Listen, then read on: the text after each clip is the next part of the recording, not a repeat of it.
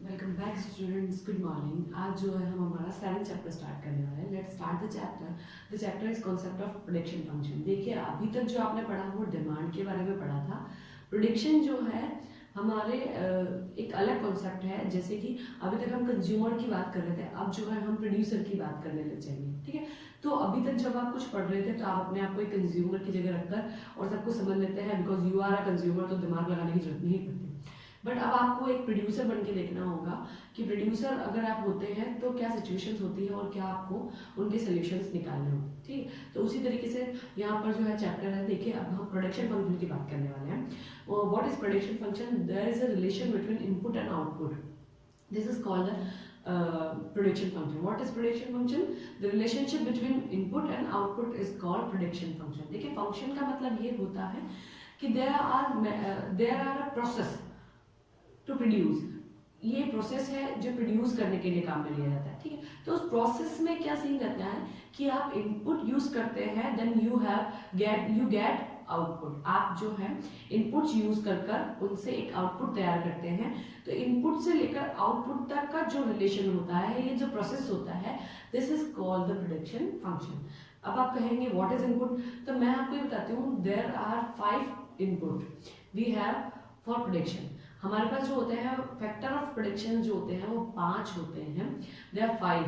ठीक है, फर्स्टली जो है इकोनॉमी जो है लगातार चेंज होती रही है। राइटर्स जो हैं वो अलग अलग आए हैं, तो उन्होंने अपने अपने तरीके से इनको बताया था। बट मैं आपको बताती हूँ कि जब बेसिक इकोनॉमी एडम स्मिथ के समय की थी, तब वहां पर फैक्टर ऑफ प्रेडिक्शन जो थे वो 4 थे। ठीक है, अभी जो है वो 5। ठीक है, तो आप कहेंगे कि 4 कौन से थे? तो लैंड था, लेबर, कैपिटल और ऑर्गेनाइजेशन। बस मैनेजमेंट इसी में शामिल होता था। अभी जो है वो ये है, लैंड है, लेबर है, कैपिटल है, ऑर्गेनाइजेशन है और मैनेजमेंट है। ठीक है, अब देखिए स्टूडेंट्स कि आप कहेंगे कि तो सिंपल सिंपल सिमिलर सा लग रहा है। What is land, labour, capital? मेरे कहने का मतलब ये है कि फैक्टर ऑफ प्रेडिक्शन 5 होते हैं। इसका मतलब ये होता है कि कोई भी गुड्स और सर्विसेज हो, चाहे वो सिंपल हो, चाहे वो टफ हो, चाहे वो किसी भी तरीके की गुड्स और सर्विसेज हो, किसी भी तरह की गुड्स को अगर प्रोड्यूस करना है, सर्विसेज नहीं कह रही हूँ, गुड्स को अगर प्रोड्यूस करना है, तो गुड्स को प्रोड्यूस करने के लिए 5 फैक्टर हमको यूज करना कंपलसरी होते हैं। ठीक है, फर्स्ट आपको किसी भी चीज को प्रोड्यूस करने के लिए उसके लिए लैंड की जरूरत होगी, यानी जमीन चाहिए जहां पर आप उस चीज को प्रोडिक्ट करने वाले हैं। ठीक है, फिर हमको लेबर चाहिए। लेबर चाहिए का मतलब होता है कि आपके जो है उसके बाद लेबर आएगी जो मैन पावर जो है फिजिकली काम करेगी और फिर कोई गुड्स और सर्विसेज प्रोड्यूस होगी। फिर हमको चाहिए कैपिटल। कैपिटल बहुत इंपॉर्टेंट है। आपने जमीन किराए पे ली है या आपकी खुद की है तो पैसा लगाना पड़ता है। जो भी आपको प्रोड्यूस करना है उसके लिए आपको रॉ मटेरियल लाना पड़ेगा, तो पैसे की जरूरत होगी। लेबर अगर आपने रखनी है तो उसको भी पैसे दिए बिना काम नहीं होगा। तो this capital is most important. ठीक है, तो लैंड, लेबर, कैपिटल आ गया। फिर ऑर्गेनाइजेशन। ऑर्गेनाइजेशन का मतलब होता है कि जो लेबर हमारी काम कर रही है, उस लेबर के ऊपर वाली जो होती है ना, जो लेबर संभालती है, जैसे रॉ मटेरियल क्या लाना है, कहाँ से लाना है, कितना क्या करना है, और जो डिसीजन लेने में हेल्प करते हैं। ठीक है, और जो जैसे कह सकते हैं कि 2 सेक्टर्स होते हैं, 2 पार्ट में हमने डिवाइड कर दिया। जिसको वेजेस मिलती है वो तो हो गए लेबर, जो रोज काम नहीं करते हैं, जो मतलब चेंजेस होते हैं जिनमें, और जो रेगुलरली जैसे कि तनख्वाह लेने वाले जिनको सैलरी मिलती है, वो हमारे ऑर्गेनाइजेशन में आ जाते हैं। जैसे कि एक कंपनी है तो कंपनी का जो है सीईओ होता है, कंपनी के जो होता है मैनेजमेंट डिपार्टमेंट से लोग होते हैं, और हम कह सकते हैं कॉमर्स डिपार्टमेंट से लोग होते हैं, एचआर से लोग होते हैं। तो जो लोग काम कर रहे हैं बाय पोस्ट, हम कह सकते हैं जिनको सैलरी मिलती है, ठीक है, वो हमारी ऑर्गेनाइजेशन हो गई जो इस काम को संभालने में हमारी हेल्प करती है। ठीक है, फिर मैनेजमेंट का मतलब वो होता है जो ऑनर होता है, ऑनर जिसको प्रॉफिट मिलता है। मैनेजमेंट हमेशा प्रॉफिट लेता है। हम कह सकते हैं जैसे पार्टनरशिप है तो वो जो पार्टनर्स होंगे वो मैनेजमेंट में आएंगे। एक ही ऑनर है तो ऑनर जो होगा वो मैनेजमेंट में आएगा, यानी जिसको प्रॉफिट मिलता है वो जो है हमारा मैनेजमेंट में आता है। ठीक है, तो there are 5 type of factor of prediction: land, labour, capital, organisation और मैनेजमेंट। वहाँ हमने जो है ऑर्गेनाइजेशन को ही लिखा है क्योंकि उसने ऑर्गेनाइजेशन और मैनेजमेंट को एक ही साथ शामिल कर दिया था। ठीक है, अब आप कहेंगे कि जब ये है तो इनके क्या होता है, फैक्टर ऑफ प्रेडिक्शंस को सैलरीज मिलती है। हालांकि ये आपके भी चैप्टर में है नहीं, बट मैं आपको अभी बताती हूँ कि इनको क्या क्या मिलता है। तो there are 5 type of factor of prediction, जिनको है हम सैलरीज देते हैं, जिनको जो है उनका प्रॉफिट मिलता है, या हम कह सकते हैं कि जिनको उनके काम करने के बदले जो भी मिलता है। लैंड को मिलता है रेंट, ठीक है, लेबर को मिलती है वेजेस, कैपिटल को मिलता है इंटरेस्ट, ठीक है, ऑर्गेनाइजेशन को मिलती है सैलरी, और मैनेजमेंट को मिलता है profit. You make clear that ये सारी चीजें जो है आपको अभी और हमेशा याद होनी चाहिए। आपसे कोई भी पूछ सकता है how many type of factor of production, there are 5 type of factor of production, land, labour, capital, organisation और मैनेजमेंट।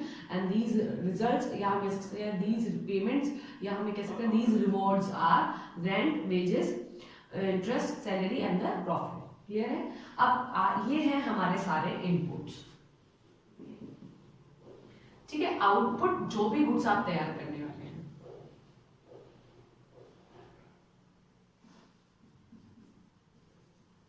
ठीक है। तो इनपुट से आउटपुट का जो फंक्शन रिलेशन होगा उसको हम कहेंगे प्रोडक्शन फंक्शन, ठीक है।